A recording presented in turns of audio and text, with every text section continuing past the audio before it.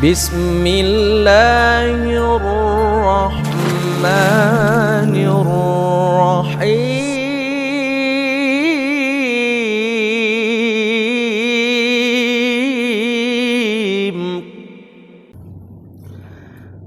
Bismillahirrahmanirrahim.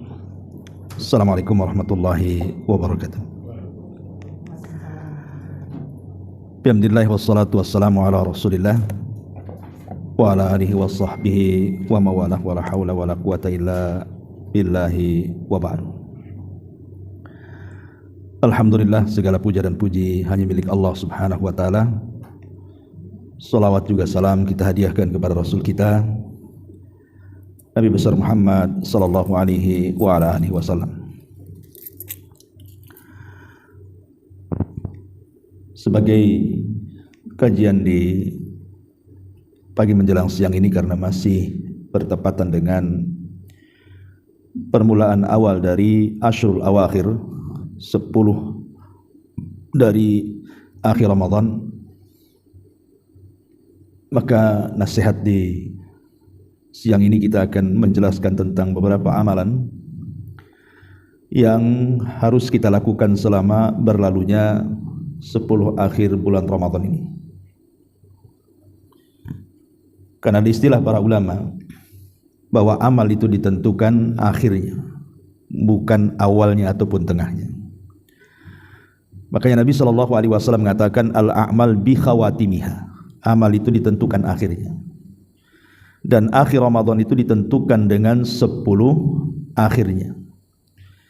Karena inilah yang dijadikan sumpah dalam Al-Quran, wal fajri walayalin ashri, demi waktu fajar dan demi malam-malam yang 10.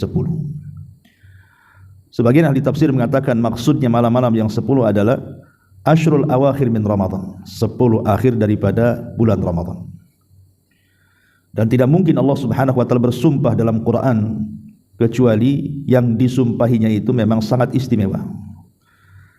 Ya, karena memang 10 akhir Ramadan itu sangat istimewa. Kenapa? Karena di situ ada satu malam yang disebutkan keistimewaannya dalam Al-Quran, dan tidak pernah Quran menyebutkan malam-malam yang lainnya dalam setahun, kecuali satu malam itu saja yang disebut dengan Lailatul Qadar. Ketika Allah Subhanahu wa taala tidak menyebutkan malam-malam dalam satu tahun kecuali satu malam saja dalam Quran yang disebut dengan Lailatul Qadar, dan itu masuk pada 10 akhir Ramadan, menunjukkan malam-malam di 10 akhir Ramadan itu sangat istimewa. Karena Lailatul Qadar sendiri tidak diberitahu yang mana satu tanggalnya, apakah di 21, 23, 25, 27 ataupun 29, ataukah di tanggal-tanggal yang justru sebaliknya yang kita anggap genap rupanya ganjil. Makanya kemudian para ulama memberikan arahan kepada kita untuk menghidupkan semua malam, baik yang kita anggap genap ataupun yang kita anggap ganjil, yang disebut dengan Ashru al-Awakhir, 10 akhir bulan Ramadan. Ma'asyiral muslimin wal muslimat rahimani wa rahimakumullah. Lalu apa saja amalan yang dianjurkan untuk dihidupkan? Yang pertama adalah sunnah Nabi SAW, ihya'u al-lail, menghidupkan malam-malam. Dengan apa? Ya dengan qiyam al-lail. Dengan qiyam lail itu artinya melakukan ibadah di malam hari. Karena beda qiyamul lail, tahajud dan juga tarawih. Itu dibedakan, itu 3 kalimat. Qiyamul lail ini lebih umum. Tidak mesti harus salat qiyamul lail itu. Bisa saja dengan baca Quran sudah dianggap qiyamul lail. Bisa saja dengan berzikir sudah dianggap qiyamul lail. Bisa saja dengan berwudu, tahajud dan begitu seterusnya. Beda kalau tarawih. Kalau tarawih itu salat yang dikerjakan setelah Isya. Salat tahajud yang dikerjakan setelah Isya. Disebut tarawih karena ada istirahatnya. Jadi 2 rakaat salam kemudian istirahat. Ya mungkin sekitar 15-20 menit. Kemudian sholat lagi 2 rakaat salam kemudian istirahat, kemudian witir. Maka disebut tarawih karena ada istirahatnya. Tarawih itu kan diambil dari istirahat. Makanya saya pusing juga kalau melihat orang tarawih satu nafas nggak ada istirahatnya, gimana ceritanya? Kadang-kadang nggak sampai 10 menit sudah selesai 23 rakaat. Nggak ada istirahatnya, nggak ada jedanya. Lah apa pantas kemudian salat disebut tarawih sementara tarawih itu diambil dari istirahat? Banyak istirahat karena setiap 2 rakaat salam atau 4 rakaat salam istirahatnya. Itulah maka disebut tarawih. Beda tarawih dengan tahajud. Kalau tahajud itu dia salat malam yang dilakukan setelah tidur. Jadi tidur dulu, nanti pertengahan malam atau sepertiga malam akhir bangun, itu disebut tahajud namanya. Jadi salat malam yang didahului tidur. Dari sini kita tahu bahwa ada perbedaan antara qiyamul lail kemudian tarawih dan tahajud. Tetapi baik tahajud ataupun tarawih itu semua bagian daripada qiyam al-lail. Qiyam lail itu arti menegakkan malam dengan ibadah. Tetapi menegakkan malam dengan ibadah itu bisa dengan macam-macam tadi. Dengan berwudu, dengan berzikir, dengan berdoa, dengan baca Quran, dengan tahajud, dengan tarawih, itu termasuk qiyamul lail.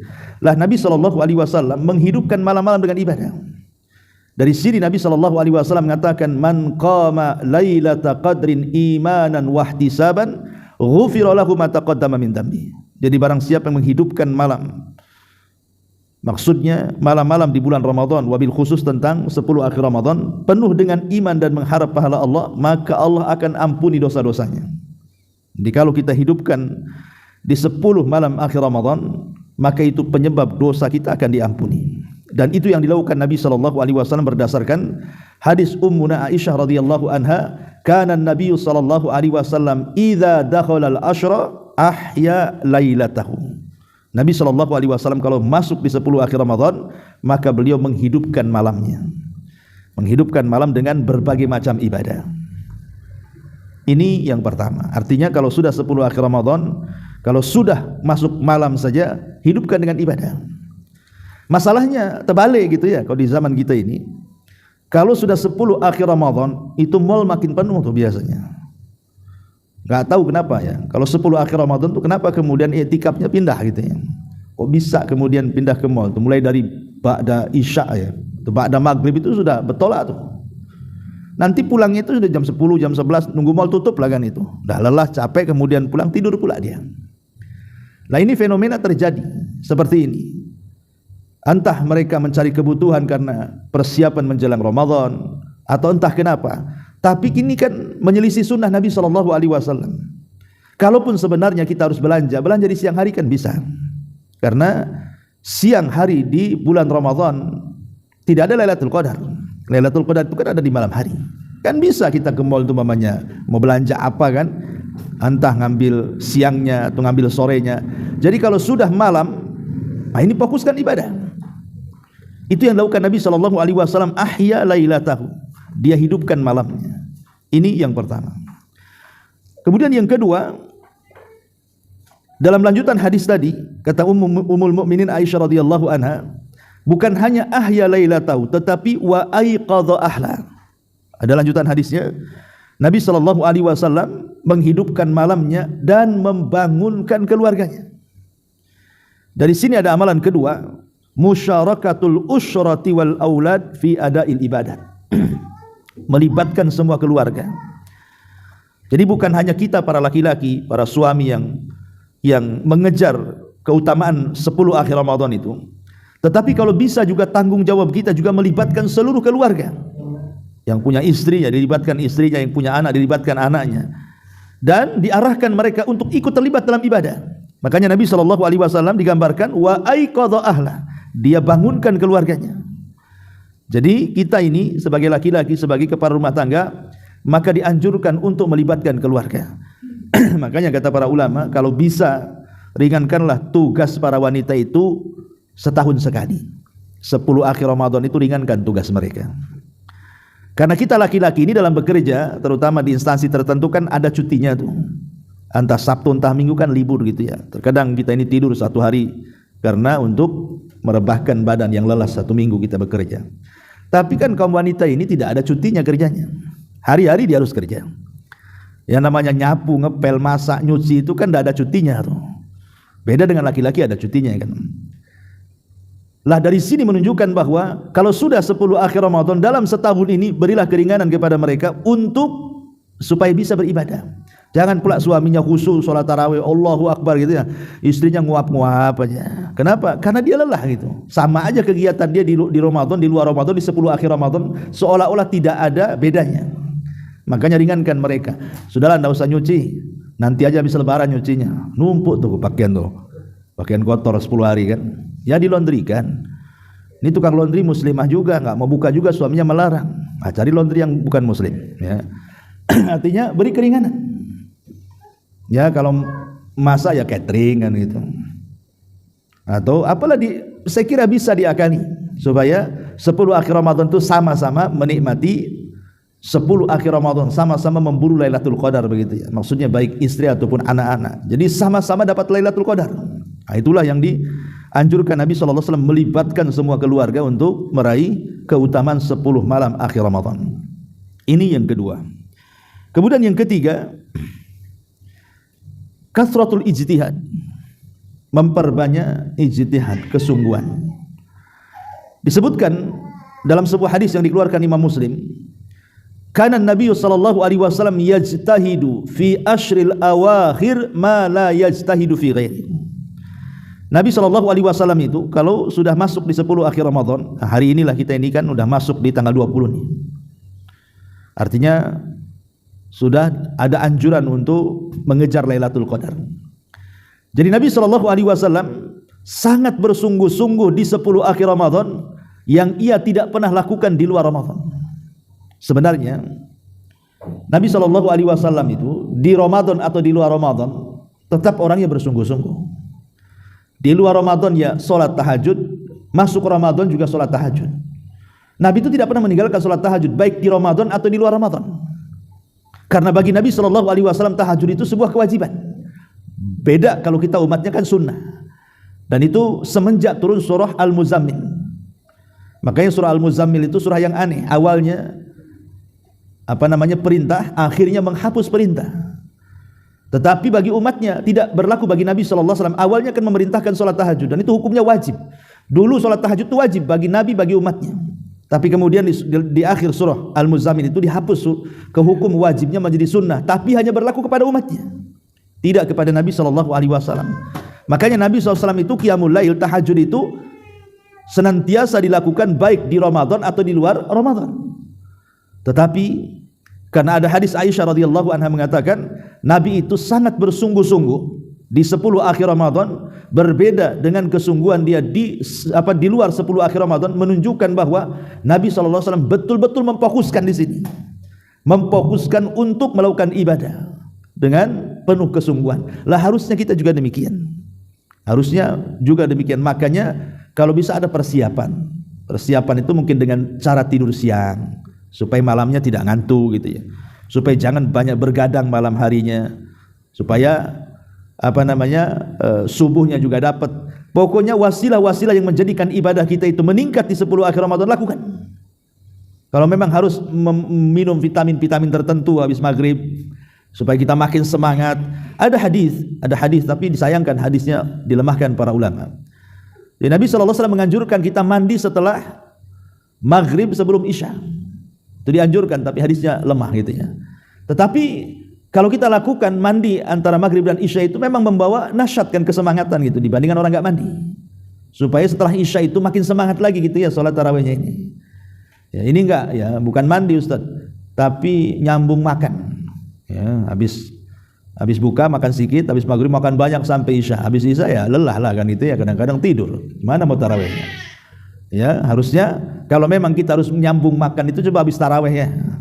Nah, kalau sebelum tarawih ya itulah dampaknya pasti malas gitu ya. Padahal kita melihat Nabi SAW itu menyuruh kita untuk yajtahid, bersungguh-sungguh. Ini yang ketiga. Kemudian yang keempat, bahwa Nabi SAW menganjurkan untuk kasratu tilawatil Quran, memperbanyak membaca Quran. Karena Ramadan adalah bulan Quran, maka jangan pernah meninggalkan Al-Quran di bulan Quran, terutama di 10 akhir Ramadan. Kenapa? Karena di 10 akhir Ramadan inilah Jibril turun menemui Nabi SAW, kemudian tadarus Al-Quran. Terkadang Rasul yang membaca, Jibril yang mendengar. Terkadang Jibril yang membaca, Rasul yang mendengar. Pokoknya perbanyak membaca Al-Quran. Kalau kita memang bosan Alhamdulillah Allah mudahkan dengan cara mendengarkan. Semua kita kan pegang handphone. Kita bisa kemudian mengambil channel-channel qiraah Al-Quran yang dibaca oleh masyayikh kita. Kita bisa dengar kalau kita ini malas gitu ya. Tapi sebaiknya kita membaca. Itu maksudnya mendengar itu kalau seandainya kita sudah malas, sudah capek membaca Quran, biar tetap kita mendengarkan Quran, maka perdengarkan Al-Quran itu. Karena ini adalah bulan Quran. Karena membaca dengan mendengar juga sama-sama berpahala. Walaupun tentu membaca lebih besar pahalanya, karena Nabi yang mengatakan satu huruf yang kita baca itu 10 kebaikan. Tetapi mendengar juga adalah sebuah hal yang sangat dianjurkan, karena Nabi pernah memerintahkan Abdullah bin Mas'ud untuk membacakan Al-Quran dan Rasul mendengar. Dan Rasul juga terkadang mendengar bacaan para sahabatnya. Seperti satu malam Rasul mendengarkan bacaan suara Abu Musa al-Ash'ari radhiyallahu anhu. Rasul malam-malam itu bahasa kitanya belusukan. Kemudian masuk ke ganggang kota Madinah. Tidak ada satupun rumah di ganggang kota Madinah kecuali keluar suara Quran. Itu di masa Nabi, di masa kita kecil-kecil saja yang hidup di desa itu kan.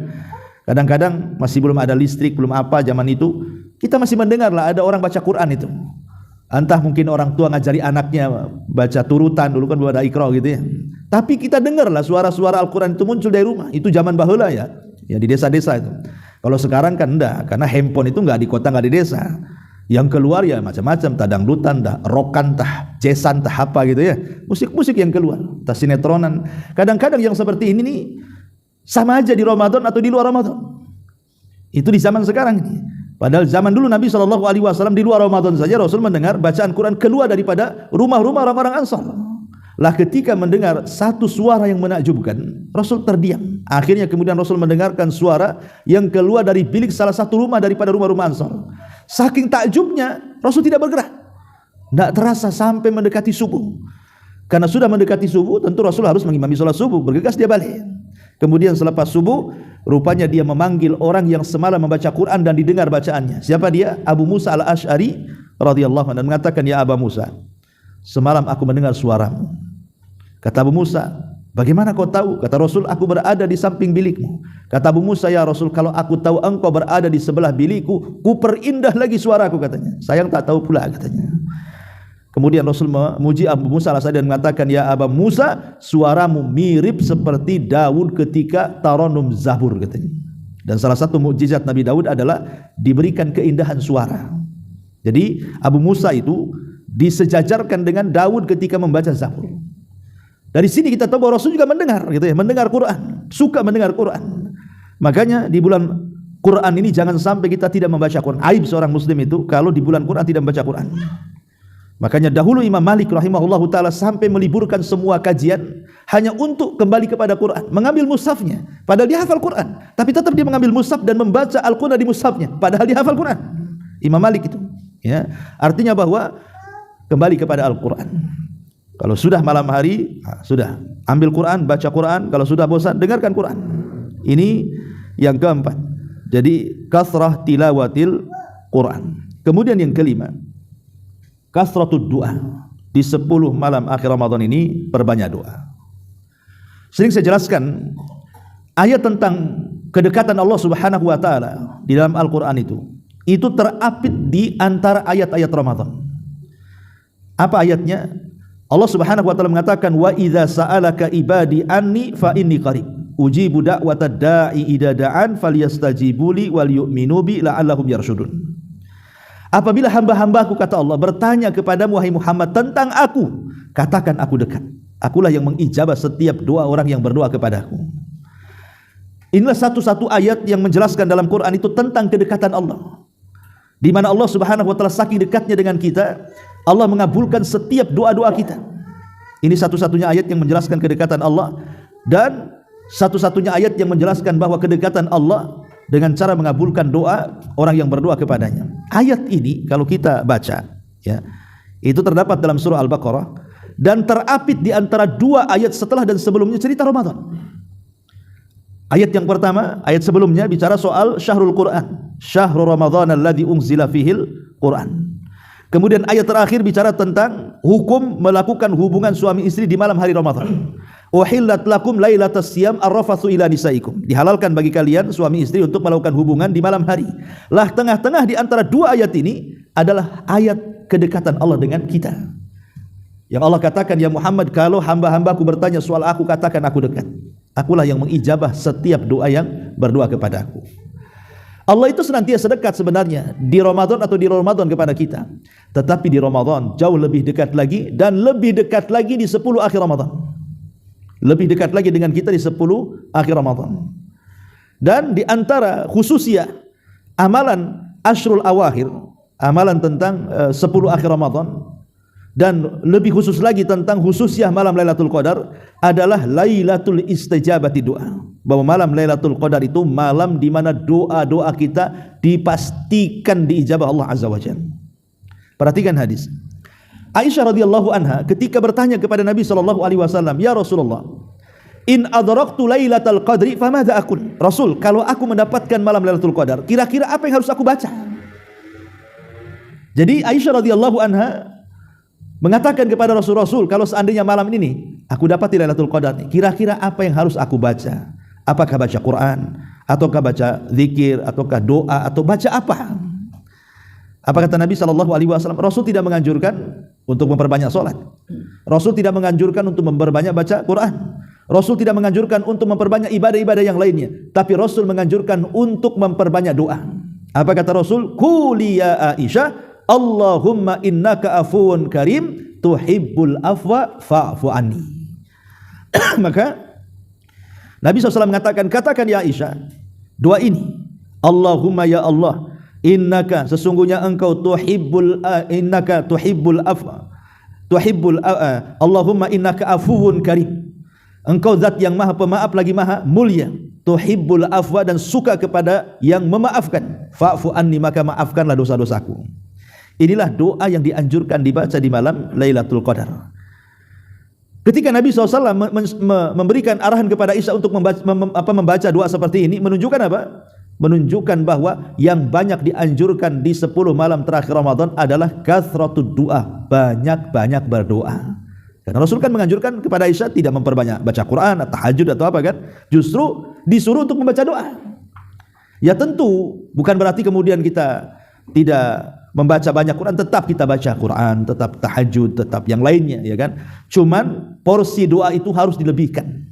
Kalau sudah masuk 10 akhir Ramadan, porsi doa itu harus dilebihkan. Terutama doa yang dianjurkan Nabi SAW dibaca untuk mendapatkan malam Lailatul Qadar. Allahumma innaka afuwun karim, tuhibbul afwa fa'fu anni. Kenapa kemudian doa ini? Doa ini luar biasa. Karena kalimat afun ini salah satu kalimat yang berbeda dengan kalimat istighfar. Sama-sama minta ampun sebenarnya. Fa'fu anni itu sama-sama minta ampun, sama dengan Allahumma gfirli. Tetapi bedanya kalau istighfar, kita meminta ampun kepada Allah agar aib-aib kita ditutup dan agar dosa-dosa kita di dunia tidak diazab, tetapi dosa kita tidak hilang. Beda dengan kalimat fa'fu anni. Fa'fu anni ini ketika kita meminta maaf kepada Allah, meminta ampun akan dosa-dosa kita, bukan hanya diampuni tapi dihilangkan dosa-dosanya. Itu bedanya. Kenapa kemudian menggunakan kalimat fa'fu anni? Tentu bukan doa ini saja, ya. Kalau bisa doa-doa yang lainnya kita panjatkan, terutama doa-doa yang merangsang kita untuk beribadah kepada Allah Azza wa Jalla dan membuat kita istiqomah. Seperti namanya doa selepas solat yang diajarkan Nabi SAW kepada Mu'adz bin Jabal. Apa doanya? Ya Mu'adz, la tada'anna dubura kulli salatin an taqula Allahumma inni ala dzikrika wa syukrika wa husni ibadati. Wahai Mu'adz, jangan kau tinggalkan doa ini selepas solatmu. Setelah Nabi SAW mengatakan, wahai Mu'adz, demi Allah aku mencintaimu, demi Allah aku mencintaimu, kata Rasul, jangan kau tinggalkan doa ini selepas solatmu. Apa doanya? Allahumma inni ala dzikrika wa syukrika wa husni ibadatik. Ya Allah, tolong aku, bantu aku agar aku bisa mengingatmu dan bersyukur kepadamu dan memperbaiki ibadahku kepadamu. Doa ini adalah doa taufik. Minta kepada Allah taufik agar kita bisa berzikir, agar kita bisa bersyukur, agar kita bisa memperbaiki ibadah kita. Karena kalau bukan taufik dari Allah, tidak mungkin kita ini banyak berzikir, banyak bersyukur, memperbaiki ibadah kan. Semua itu kan karena taufik. Termasuk kaki-kaki antum yang melangkah ke sini itu kan karena taufik. Kalau tidak ada taufik mana bisa melangkah ke sini. Ya, jadi setiap ibadah yang kita lakukan itu tidak mungkin dilakukan kecuali dengan taufik dari Allah. Makanya minta taufik kepada Allah. Allahumma inni, ya Allah bantu aku, tolong aku gitu ya. Agar aku bisa berzikir kepadamu, bersyukur kepadamu dan memperbaiki ibadahku kepadamu. Dan ini sangat dihajatkan di 10 akhir Ramadan. Kita mendapatkan taufik supaya betul-betul kita bisa ijtihad dalam beribadah di 10 akhir Ramadan supaya kita mendapatkan malam Lailatul Qadar. Ini juga penting membaca doa-doa seperti ini. Atau memperbanyak kalimat la haula wala quwata illa billah. Ya, dan harus yakin ya. Jangan sekedar di lisan saja la haula wala quwata illa billah, tapi yakin. Yakin dengan sabda Nabi, yakin dengan akibatnya, yakin dengan Allah Subhanahu wa taala ketika kita membaca supaya ada pengaruhnya. Doa itu supaya ada pengaruhnya. Kalau enggak yakin ya enggak ada pengaruhnya nantinya. Mungkin bahasa kitanya harus ada sugesti lah. Ya, kenapa kita umpamanya minum obat tertentu bisa sembuh? Sebenarnya namanya obat itu, apalagi tidak ada nas Al-Quran dan Sunnah, hanya sekedar penelitian para dokter, itu kan bisa menyembuhkan, bisa tidak. Tapi terkadang dengan sugesti yang kuat, obat yang sebenarnya tidak menyembuhkan jadi menyembuhkan karena sugestinya itu sebenarnya. Lah dalam doa juga sama. Kenapa dalam obat kita bisa meletakkan sugesti, dalam doa kita tidak pula? Akhirnya ragu-ragu, ini betul tak, betul tak, betul tak. Ini berarti kita tidak yakin dengan doa kita. Padahal Nabi yang mengatakan Allah akan mengabulkan doa-doa kalian jika kalian yakin. Wa antum muqinuna bil ijabah, dan kalian yakin bahwa kalian akan diijabah kan? Harus yakin. Ya. Lah salah satunya ketika membaca kalimat la haula wala quwata illa billah. Haula itu artinya harokat. Harokat itu artinya bergerak. Jadi tidak ada pergerakan, itu namanya la haula. Tidak ada pergerakan, wala quwata, dan tidak ada kekuatan illa billah, kecuali dengan kehendak Allah. Jadi bergeraknya kita dari tidak solat ke solat, dari tidak puasa ke puasa, dari tidak sedekah ke sedekah, dari tidak baca Quran ke baca Quran, dari tidak melangkah ke majlis taklim akhirnya melangkah, ya. Kemudian juga tidak ada kekuatan, akhirnya dengan kekuatan ini kita diberikan kesehatan, akhirnya bisa beribadah. Itu semua karena kehendak Allah. Jadi kalau kita membaca la haula wala quwata illa billah, hakikatnya kita minta juga kepada Allah agar diberikan kekuatan sebenarnya. Kekuatan bisa beribadah kepada Allah Azza wa Jalla. Lah karena memang Ramadan secara umum juga bulan ampunan, maka mintalah kepada Allah Subhanahu wa taala doa-doa yang berbau ampunan. Seperti umpamanya doa yang dianjurkan Nabi sallallahu alaihi wasallam dibaca baik ketika ruku ataupun sujud. Dalam salat-salat kita, baik salat sunnah ataupun salat wajib. Dan alhamdulillah salat sunnah di bulan Ramadan ini kan banyak, karena kita salat tarawih saja 11 rakaat. Bagi yang 11 rakaat, ada yang melakukan 23 rakaat. Belum lagi nanti ditambah dengan qiyamul lail, dengan tahajudnya lagi. Artinya kan kita banyak salat tuh. Banyak salat-salat yang dianjurkan dilakukan di bulan Ramadan. Maka ada anjuran doa yang kita baca setiap ruku dan sujud. Allahumma ighfirli dzambi kullahu dzikkahu wa jillahu wa awwalahu wa akhirah wa alaniyatahu wa sirrah.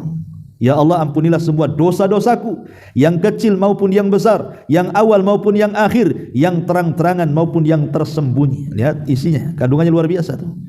Kita minta setiap ruku, setiap sujud, kita baca Allahumma ighfirli dzambi kullahu dzikkahu wa jillahu wa awwalahu wa akhirahu wa alaniyatahu wa sirrah. Subhanallah. Seolah-olah kalau bisa jangan ada dosa lagi kan? Maknanya kan begitu. Ya, coba perhatikan maknanya. Ya Allah, ampunilah semua dosa-dosaku, yang kecil maupun yang besar, yang awal maupun yang akhir, yang terang-terangan maupun yang tidak terang-terangan. Akhirnya kan minta kepada Allah semua dosa Allah diampuni kan. Lah ini dianjurkan dibaca ketika ruku dan sujud. Ini berdasarkan hadis Abi Daud An-Nasai dari hadis Abi Hurairah radhiyallahu anhu. Nabi mengajarkan doa ini dibaca dalam ruku dan sujud. Tentu setelah membaca subhan rabbiyal azim atau setelah membaca subhan rabbiyal a'la, baru kita baca Allahumma ighfir li dzambi kullahu dzikkahu wa jillahu wa awwalahu wa akhirahu wa alaniyatahu wa sirrah. Supaya dosa-dosa kita diampuni di bulan Ramadan kan. Dan doa-doa yang lainnya, doa minta hidayah ya, ataupun doa minta supaya ditolak bala dan begitu seterusnya, maka ini juga doa-doa yang dianjurkan dibaca di 10 akhir Ramadan. Mumpung kita berada di 10 akhir Ramadan dan mumpung kita berada di bulan istijabati doa 10 akhir Ramadan, kapan lagi? Nunggu 10 akhir Ramadan tahun depan? Ya kalau dapat, kalau tidak, sesuatu yang telah berlalu tidak mungkin kembali. Sesuatu yang akan datang mustahil dan belum tentu kita meraungi. Yang sekarang inilah yang mungkin bisa kita lakukan. Itulah yang disebutkan oleh Hasan Al-Basri rahimahullahu taala. Ini di antara hal-hal yang dipahami dilakukan di 10 akhir Ramadan, kathratu doa, memperbanyak doa. Kemudian juga yang nomor 6 adalah al-iktsar minas shadaqah. Perbanyak sedekah di 10 akhir Ramadan. Sering saya logikakan kan contoh-contoh kepada antum semuanya, ibu bapak yang dimuliakan Allah Azza wa Jalla. Kita tahu bahwa di antara keistimewaan malam Lailatul Qadar berdasarkan nas Quran ya, Allah mengatakan apa? Khairun min alfi syahrin kan. Dia lebih baik daripada 1000 bulan. Bukan setara, lebih baik. Ya, kalau setara berarti kan sama. Malam Lailatul Qadar sama dengan 1000 bulan kan. Tapi bahasa Quran bukan setara tapi lebih baik. Dan kalimat 1000 bulan sebagian ulama tafsir mengatakan ini bukan batasan. Tetapi Al-Quran ketika menyebutkan kalimat 1000 bulan itu maksudnya saking banyaknya. Makanya menggunakan 1000 bulan. Ya, artinya bisa daripada 1000 bulan kebaikannya itu. Jadi kalau kita mendapatkan malam Lailatul Qadar itu, anggaplah kita lebih baik daripada 1000 bulan atau setara saja dengan 1000 bulan kan sudah lumayan. 1000 bulan itu berapa sih? 83 tahun 6 bulan. Itu 1000 bulan kan itu. Apalagi lebih baik daripada itu, maknanya kan lebih banyak daripada 83 tahun 6 bulan. Kita beribadah kepada Allah Subhanahu wa taala dengan mendapatkan satu malam Lailatul Qadar. Dalam hal ini bisa menyingkat waktu kan? Logikanya kan bisa menyingkat waktu. Ya, dengan satu malam seolah-olah kita punya usia 83 tahun 6 bulan dan kita gunakan untuk ibadah. Itu namanya menyingkat waktu dengan memperbanyak amal soleh. Ya. Coba begini, kalau seandainya setiap malam kita bersedekah, tidak usah banyak-banyak lah. Ya. Mungkin yang uang banyak ya alhamdulillah gitu kan, semakin banyak semakin ikhlas semakin baik. Tapi kan tidak semua orang itu punya uang banyak gitu. Ada juga orang-orang yang susah, untuk makan aja susah. Anggap saja kalau seandainya ada orang punya uang 100 ribu, kita pecah saja jadi 10. Berarti kan jadi 10 ribuan kan gitu. Ataupun kalau kita hanya punya uang 10 ribu, kita pecahkan jadi 1000-an tuh. Lah kalau umpamanya setiap malam kita infak 1000 sampai 10 kali, tidak mungkin yang 1000 atau yang 10.000 atau yang 100.000 yang kita infakkan setiap malam dalam 10 akhir Ramadan tidak bertepatan dengan Lailatul Qadar, mustahil. Pasti ada yang bertepatan dengan Lailatul Qadar kan. Kalau ada yang bertepatan dengan Lailatul Qadar, maknanya kalau anggaplah 1000 kita bersedekah di malam Lailatul Qadar, seolah-olah kita masukkan 1000 ke kotak amal itu setiap hari selama 83 tahun 6 bulan kan. Berapa dia infak tuh? Jadi banyak kan? Dan seolah-olah dia punya pahala besar dengan sedekahnya karena dianggap dia bersedekah selama 83 tahun 6 bulan. Siapa yang sanggup? Orang kaya saja sedekah tiap hari tidak sanggup. Ya, dari sini menunjukkan bahwa memperbanyak sedekah di 10 akhir Ramadan sangat dianjurkan, dan itu berdasarkan hadis Nabi sallallahu alaihi wasallam. Aisyah radhiyallahu mengatakan, "Kana Nabi sallallahu alaihi wasallam ajwadun nas wa ajwadu ma yakunu fi Ramadan hina yalqahu Jibril." Rasul itu dasarnya sudah dermawan. Tetapi Rasul lebih dermawan lagi apabila masuk bulan Ramadan, terutama ketika berjumpa dengan Jibril. Kapan berjumpa dengan Jibril? Ya 10 akhir Ramadan. Karena Lailatul Qadar di situ. Jadi makin akhir Ramadan itu makin dermawan Nabi itu. Bahkan kedermawanan Nabi melebihi angin mursal, angin yang menghembus. Jadi luar biasa ini. Jadi ini juga di antara amalan yang sangat dianjurkan Nabi SAW, kathratu as-sadaqah, memperbanyak sedekah. Kemudian juga di antara amalan yang dianjurkan di 10 akhir Ramadan, dan ini inti daripada semua amalan. Inti daripada semua amalan yang harus kita amalkan di 10 akhir Ramadan adalah taharri Lailatul Qadri. Taharri Lailatul Qadri. Kejar, buru, cari Lailatul Qadar. Kita harus mengejar, memburu, mencari malam Lailatul Qadar. Dulu di zaman Rasul itu pernah mendapatkan wahyu tentang tanggal Lailatul Qadar. Artinya sudah menyimpan, mengantongi tanggal-tanggal berapa, sudah tahu itu. Saking senangnya Rasul mendapatkan wahyu bahwa Jibril datang memberitahu tanggalnya, Rasul keluar. Kemudian masuk ke dalam masjid, mau ceramah, mau berkhutbah di hadapan manusia, ngasih tahu tanggalnya. Belum lagi Rasul naik ke atas mimbar, ada dua sahabat bertengkar. Entah masalahnya apa, bertengkar keduanya, diangkatnya pula suaranya sampai meninggi dan melebihi suara Nabi. Dan dilarang kita ini mengangkat suara di atas suara Nabi. Maka Nabi SAW berusaha melerai, mengislah keduanya. Susah payah akhirnya berdamailah dua orang ini. Setelah berdamai, Rasul lupa, tidak jadi naik mimbar, malah pulang dia. Ya, lupa, Rasul lupa. Dari sini kata para ulama, lihat, gara-gara orang bertengkar dan gara-gara dosa para sahabat mengangkat suara mereka di atas suara Nabinya, Allah angkat tu Lailatul Qadar, dilupakan dari Nabi SAW tanggalnya. Sejak itulah Rasul tidak ingat berapa tanggalnya. Makanya Nabi SAW mengatakan, taharrau Lailatul Qadri fil witri min ashril awakhir min Ramadan. Carilah, kata Rasul, Lailatul Qadar itu di tanggal-tanggal ganjil di 10 akhir Ramadan. Ya bisa 21, 23, 25, 27, 29, dan kata Syekh Utsaimin, setiap tahunnya Lailatul Qadar berpindah dari satu tanggal ganjil ke tanggal ganjil berikutnya. Bisa saja tahun kemarin tanggal 27, bisa saja tahun ini 21. Bisa saja tahun ini 21, bisa saja tahun depannya kemudian 25. Pokoknya berpindah-pindah. Kenapa berpindah-pindah? Karena supaya kita mencarinya. Dengan mencari itu kita baru mendapatkannya. Kalau tidak mencari, macam mana mendapatkannya? Maka amalan inti di 10 malam terakhir Ramadan itu kejar, buru Lailatul Qadar. Dengan cara apa? Hidupkan 10 akhir Ramadan. Semuanya hidupkan. Sebab kalau tidak menghidupkan 10 akhir Ramadan, kita tidak tahu yang ganjil yang genap. Anggap saja 10 akhir Ramadan itu ganjil semuanya. Jangan kemudian dianggap, ini kan kalau menurut kalender ini tanggal genap nih, nanti malam 21. Iya, menurut kita yang ikut pemerintah. Lah yang ikut umpamanya seperti yang berpendapat bahwa satu dunia satu matlah, yang ikut Saudi umpamanya. Yang berbeda terkadang puasanya dengan puasa kita. Bagi mereka malam ganjil, bagi kita malam genap. Bagi kita malam ganjil, bagi mereka malam genap, kan begitu. Nggak bisa kita tentukan genap ganjilnya di sini. Ya, kecuali Jakarta kendaraan ada genap ganjil itu ya. Tapi Lailatul Qadar kan tidak bisa. Lailatul Qadar itu siapa yang tahu genap ganjilnya? Makanya kemudian Rasul mengatakan sudah cari saja di 10 akhir Ramadan.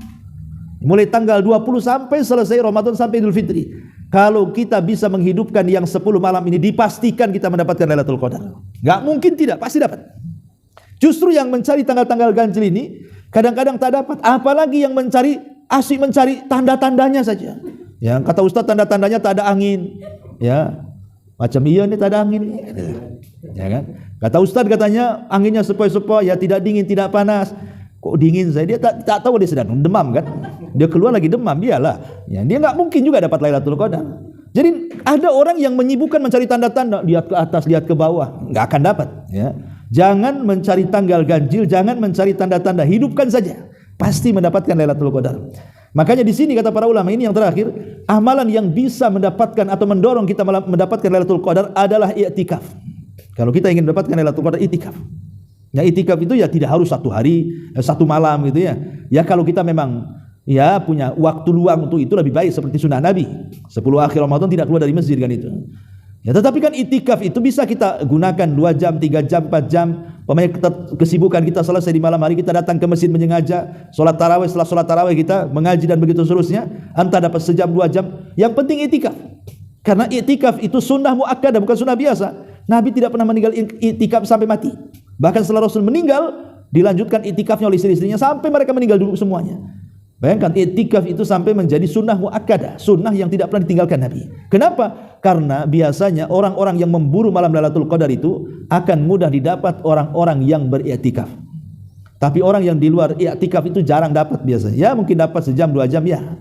Karena kalau di luar masjid biasanya hawanya itu bukan hawa ibadah. Beda dengan di masjid kan, hawanya hawa ibadah kan. Tapi kalau di luar masjid itu hawanya hawa handphone, hawa Facebook, hawa Instagram, hawa-hawa yang lainnya lah. Sibuk atau hawa ngantuk gitu ya. Maunya cepat tidur. Tapi kalau di masjid kan hawa ibadah. Maunya ngaji, maunya sholat malam, mau pegang handphone pula malu dengan kawan. Akhirnya betul-betul fokus ibadah. Nah, dari sini maka kalau kita ingin mendapatkan Lailatul Qadar, betul-betul mendapatkan Lailatul Qadar, maka burulah dengan cara beriktikaf. Datang ke masjid, duduk di masjid, karena bagaimanapun di masjid lebih menyedikitkan ibadah dan menunjukkan keikhlasan kita kepada Allah Azza wa Jalla. Dan yang terakhir, dan ini sering saya nasihatkan, lakukan amalan-amalan yang tidak ada yang tahu kecuali kita dengan Allah. Di 10 malam terakhir Ramadan itu lakukan ibadah yang tidak ada yang tahu kita kecuali dengan Allah saja. Salat tarawih kan jamaah nampak orang. Ya, salat wajib juga jamaah bagi laki-laki nampak orang. Ataupun ngaji Quran rame-rame di masjid nampak orang, atau mungkin di rumah juga nampak keluarga. Ya, cobalah cari amalan-amalan itu yang tidak ada yang tahu kecuali kita dengan Allah saja di 10 akhir Ramadan tuh. Pamannya selain daripada tarawih ya, habis isya malam, entah sepertiga malam akhir, entah separuh malam, salatlah kita 2 rakaat. Jangan ada yang tahu. Cukup kita dengan Allah saja. Tahajud kita kepada Allah 2 rakaat, cukup kita dengan Allah yang tahu. Atau sedekah. Tidak ada yang tahu kecuali kita dengan Allah Azza wa Jalla. Atau ibadah apapun, entah zikir, entah istighfar, entah apa gitu ya, yang tidak ada yang tahu kecuali Allah, untuk menunjukkan bahwa ada keikhlasan dalam ibadah. Kata Rasul, man istata'a minkum an yakuna lahu khaba'an falyaf'al. Barang siapa di antara kalian yang ingin mendapatkan amalan yang tidak ada yang tahu kecuali kita dengan Allah, lakukan. Ya, makanya 2 rakaat paling indah di 10 akhir Ramadan adalah 2 rakaat yang tidak ada yang tahu yang kita lakukan kecuali kita dengan Allah Subhanahu wa taala. Itu menunjukkan keikhlasan kita kepada Allah Subhanahu wa taala. Ini di antara amalan-amalan yang dianjurkan kita lakukan di 10 akhir Ramadan. Wallahu alam, sebenarnya masih banyak ya, tapi kalau saya terus ngomong ini makin kering ya kan. Masalah enggak ada irigasi di Ramadan nunggu maghrib. Kita buat tanya jawab saja sebentar, baru kita tutup, silakan. Nah, kalau malam Lailatul Qadar itu ada jam tertentu atau 2 jam ini kita ketika pulang dari masjid atau bagaimana? Lailatul Qadar itu waktu. Malam itu kan dzaraf namanya, menunjukkan waktu, bukan tempat. Ya, kalau tempat itu kan berarti kalau nggak di masjid nggak dapat, itu namanya tempat. Kalau waktu itu di mana saja dapat, di masjid atau di luar masjid. Dan ketika kita membaca suratul Qadar dan kita telah tafsirnya, dalam surah Al-Qadar itu Allah tidak menyebutkan permulaannya, tapi Allah menyebutkan akhirnya saja. Hiya hatta matla'il fajr. Hanya disebut akhirnya, berakhir di waktu fajar. Tapi awalnya kan tidak disebutkan. Hanya inna anzalnahu fi lailatul qadr wa ma adraka ma lailatul qadr. Lailatul qadri dan disebutkan hanya malam. Kalimat malam sendiri menjadi khilaf ulama. Ya. Malam ini kapan dimulainya? Karena ada yang memahami malam itu dimulai di waktu asar, ada yang memahami malam itu dimulainya di waktu maghrib. Yang mana satu nih kalimat malam ini? Bagi yang mengatakan bahwa malam itu dimulai dari waktu asar karena berdasarkan hadis. Kata Nabi SAW, yata'aqabuna fikumul malaikatul laili wa malaikatul nahar wa yajtami'una fi salatil asri wa salatil fajri. Allah menugaskan malaikat-malaikat untuk mencatat kebaikan di malam hari dan mencatat kebaikan di siang hari, dan berjumpanya di 2 salat. Pertama salat asar, yang kedua salat subuh. Menunjukkan bahwa malam itu dimulai dari asar, diakhiri waktu subuh berdasarkan hadis ini, ya. Tapi ada yang mengatakan malam itu dimulai dari terbenam matahari. Makanya kita dilarang untuk mengeluarkan anak-anak kita di dekat maghrib, karena itu sudah waktu malam, kata Rasul. Disitulah ya ta'ala abu syaitan, setan bermain-main di situ. Kalau memang harus dikeluarkan, keluarkan setelah isya, kata Rasul. Jadi maghrib ke isya jangan dikeluarkan anak-anak. Kalau mau dikeluarkan nanti habis isya, karena setan sudah tidak bermain-main lagi. Dari sini ada yang mengatakan malam itu ketika terbenam matahari. Tapi saya pribadi wallahu alam cenderung kepada pendapat yang pertama, bahwa malam itu dimulai dari waktu asyar kemudian diakhiri dengan waktu fajar. Berarti kalau kita praktekkan dengan Lailatul Qadar, jadi Lailatul Qadar itu kalau sekarang di 10 akhir Ramadan, berarti asar saja sudah dianggap malam. Ya. Berarti sudah masuk Lailatul Qadar itu sampai waktu fajar. Maka dari sekarang nih tanggal 21 nih, maka mulai setelah asar maka lakukan banyak ibadah, entah zikir, entah istighfar, entah sedekah, entah baca Quran, entah bertasbih, bertahlil, apalah sebutkan sampai malam hari, sampai waktu fajar. Ya, ada yang memang Allah berikan taufik bisa dia menghabiskan waktu dari asar sampai fajar. Betul-betul dihabiskan 15 jam umpamanya kan. Tapi ada juga yang enggak bisa, mungkin karena kesibukannya, kecapeannya. Tapi minimalnya janganlah kemudian ketika kita tidak bisa mendapatkannya kemudian hilang sebagiannya. Jangan sampai ketika kita tidak bisa mendapatkan semuanya, jangan pula hilang sebagiannya. Ketika kita tidak bisa menghidupkan sampai fajar, ambillah separuhnya. Ketika kita tidak bisa mengambil separuhnya, ambillah sepertiganya. Jangan sampai tidak. Ya, pokoknya dalam setiap hari dalam 10 akhir Ramadan itu, ambillah bagian ibadah kita di situ. Entah sholat malamnya, entah baca Qur'annya, entah zikirnya, entah apanya kan itu. Karena bagaimanapun kalau bertepatan zikir kita dengan Lailatul Qadar, seolah-olah kita berzikir selama 83 tahun 6 bulan, itu maksudnya. Ya, ada yang berzikir dapatnya 5 menit. Berarti selama 5 menit itu 83 tahun dia berzikir. Ada yang sejam. Nah, makanya siapa yang mendapatkan bagian besar, kata Rasul, man haruma khairaha faqad hurim. Barang siapa yang diharamkan sama sekali tidak mendapatkan kebaikan malam itu, maka selamanya tidak akan mendapatkan kebaikan. Jangan sampai kita tidak mendapatkan kebaikan selamanya gara-gara tidak tahu keutamaan Lailatul Qadar. Ada orang itu subhanallah, dia menghidupkan malam Lailatul Qadar, memang enggak tidur sampai fajar, tapi bukan untuk ibadah. Begadang kan begitu ya, nonton bola, begadang. Si baik Piala Dunia enggak di 10 terakhir Ramadan kan itu. Ya macam-macam lah pokoknya. Ya. Nah, ini apa dapat Lailatul Qadar? Iya, dia begadang di malam Lailatul Qadar, tapi dia tidak mendapatkan Lailatul Qadar, hanya begadangnya saja. Intinya bahwa Lailatul Qadar itu waktu, bicara soal waktu. Ya, ada yang mendapatkan sejam, 2 jam, 3 jam. Ya, pahalanya pun sesuai dengan waktu yang dia dapati kan. Semakin banyak waktu yang dia ambil dalam ibadah, semakin banyak pula dia mendapatkan Lailatul Qadar. Lailatul Qadar itu bukan benda yang kita temukan. Kalau nemu benda itu Lailatul Qadar, umpamanya kita lagi jalan nemu dompet, menemu Lailatul Qadar, itu dompet orang. Ya, bukan itu. Lailatul Qadar itu waktu, sehingga siapa yang memanfaatkan waktu dialah yang mendapatkan Lailatul Qadar. Wallahu a'lam. Satu lagi, Iya. kalau misalnya bersedekah itu kita untuk keluarga atau buat diri sendiri? Ya, diniatkan untuk semuanya kalau bisa ya. Sedekah itu kalau bisa diniatkan untuk diri sendiri dan keluarga. Itu lebih baik melibatkan orang lain, baik yang masih hidup ataupun yang sudah meninggal. Karena membagikan pahala itu bukan seperti membagikan uang dalam dompet. Kalau membagikan uang dalam dompet, dibagi 1 juta hilang 1 juta, dibagi 2 juta hilang 2 juta. Kalau bagi pahala itu tidak akan berkurang pahala yang kita dapat. Umpamanya kita punya pahala 1000, dibagikan ke orang lain 1000, tetap 1000 itu ada pada diri kita. Itulah bedanya pahala itu. Makanya ada istilah apa? Man fattara sha'iman kana lahu ajru sha'im ghaira an yanqusa min ajri sha'imi syai'un. Siapa yang memberi makan orang yang berpuasa, dia dapat pahala puasa dia. Tapi apakah kemudian pahala puasa dia hilang? Enggak, tanpa mengurangi pahala dia. Artinya pahala tetap. Nah, itulah bedanya pahala dengan uang di sini. Kalau uang kita keluarkan habis. Tapi kalau pahala kita keluarkan ya tetap saja pahala segitu. Maka bersedekahlah untuk diri sendiri dulu, baru kemudian diniatkan untuk orang lain. Apalagi diniatkan untuk orang tua yang sudah meninggal. Ya, karena saya sudah menjelaskan semalam tadi pagi ya di Masjid Darul Ilmi tentang bagaimana cara merubah nasib dengan Lailatul Qadar. Lailatul Qadar itu kan malam takdir. Makanya Allah Subhanahu wa taala mengatakan min kulli amrin salam. Allah akan merubah setiap urusan-urusan manusia.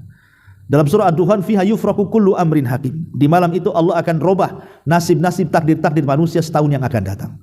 Artinya kita bisa merubah nasib dalam setahun yang akan datang dengan memanfaatkan momen Lailatul Qadar. Bisa kita rubah nasib kita kok. Yang tadinya susah menjadi senang bisa, asal sekarang momen tepat di Lailatul Qadar ini. Lah bagaimana caranya? Dan apakah mungkin takdir berubah? Ya, takdir itu ada dua, ada mubrom, ada muallaq. Mubrom itu yang tidak berubah karena dicatat di Lauhil Mahfuz, tidak mungkin berubah, ya. Tapi ada takdir namanya muallaq. Muallaq itu takdir yang di tangan para malaikat. Dan takdir yang di tangan para malaikat tidak mungkin bertentangan juga dengan takdir mubrom yang ada di Lauhil Mahfuz. Contoh mamanya, Allah takdirkan di catatan malaikat usia kita 50 tahun. Allah tahu.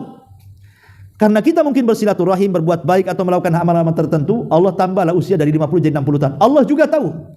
Dan dua-duanya dicatat di Lauhil Mahfuz. Artinya bahwa malam Lailatul Qadar itu sebenarnya ini kesempatan kita merubah nasib sebenarnya. Ya, setahun yang akan datang itu. Dengan cara apa? Ya dengan cara ambil amalan-amalan yang bisa merubah nasib kita. Amalan-amalan itu entah kalau kita ingin dipanjangkan umur, ya banyak silaturahim, banyak bertakwa, berbuat baik kepada orang tua kan itu. Kalau kita ingin diluaskan rezekinya, ya banyak bersedekah. Ya, banyak bersedekah, berdoa kepada Allah untuk dilancarkan rezekinya, ya, dan begitu seterusnya.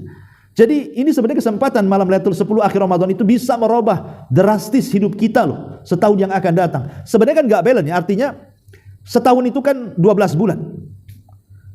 12 bulan itu kita hanya minta 10 hari saja.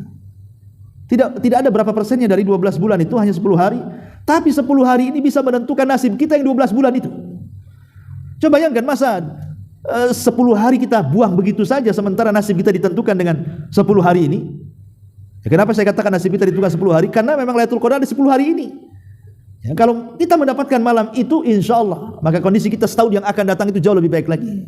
Karena ulama mengatakan bahwa di malam Lailatul Qadar para malaikat yang mencatat ajal, para malaikat yang membagi rizki, para malaikat yang membagi kebahagiaan, kecelakaan dan begitu seterusnya, itu didatangkan di hadapan Allah. Kemudian mereka akan mencatat, mendaur ulang kembali, mendaur ulang lagi. Makanya iyyaka wal maksiat, kata para ulama, jangan sekali-kali bermaksiat di 10 akhir Ramadan. Karena Imam Ibnul Qayyim mengatakan di antara pengaruh maksiat itu hilang berkah umur, hilang berkah amal, hilang berkah ilmu, hilang berkah taat, yang intinya adalah berkah agama dan dunia hilang. Ya, kalau bertepatan kita ini lagi Lailatul Qadar lagi maksiat pula. Naudzubillah. Ya. Ini malam Lailatul Qadar kita maksiat pula. Entah berzina, entah mabuk, entah berjudi, entah apalah sebutkan maksiatnya. Maka ini justru akan menyempitkan kehidupan kita setahun yang akan datang. Kalaupun Allah takdirkan mati, bukan husnul khotimah, jangan-jangan sul khotimah pula. Tapi kalau Allah takdirkan kita mendapatkan Lailatul Qadar walaupun usia kita tidak sampai tahun depan, janganlah kemudian kita mati sul khotimah tapi meninggal di atas husnul khotimah. Itu saja harapan kita, ya. Jadi rubahlah nasib dengan 10 akhir Ramadan dengan memperbanyak sedekah dan yang semacamnya. Wallahu alam, sekira cukup ya. Subhanallah bihamdika, asyhadu an la ilaha illa anta astaghfiruka wa atubu ilaik. Allahu a'lam. Assalamualaikum warahmatullahi wabarakatuh.